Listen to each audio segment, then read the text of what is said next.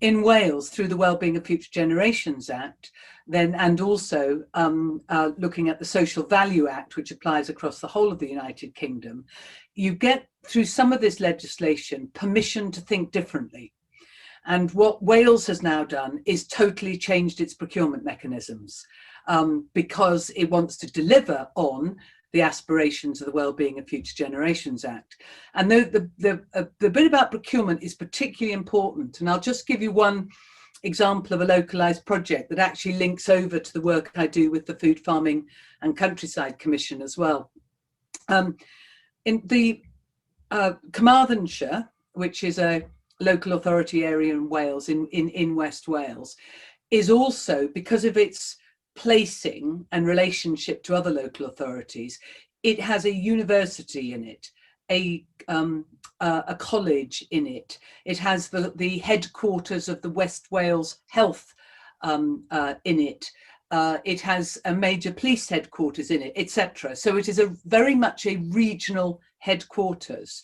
So I was able to propose that we should actually look at public procurement in terms of changing what went onto the public plate.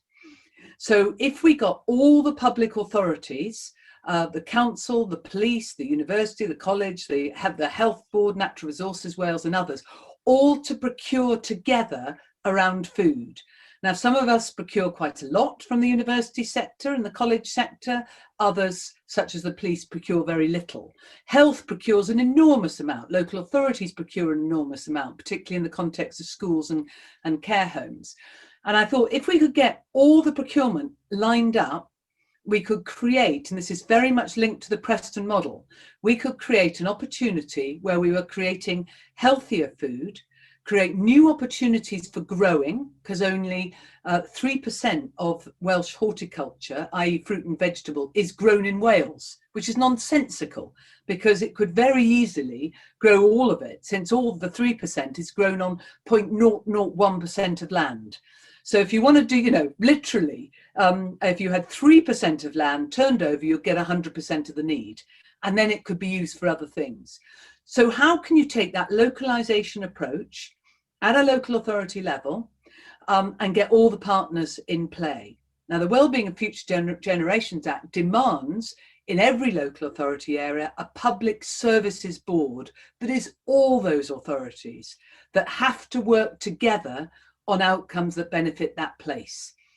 And although there are all sorts of issues about how well or not that's working, the principle is a brilliant one. And it has meant that this kind of proposal is now being looked at. We get conversations from all over the world looking at this proposal of using procurement to drive an outcome locally where all partners engage in the procurement process and use that critical mass.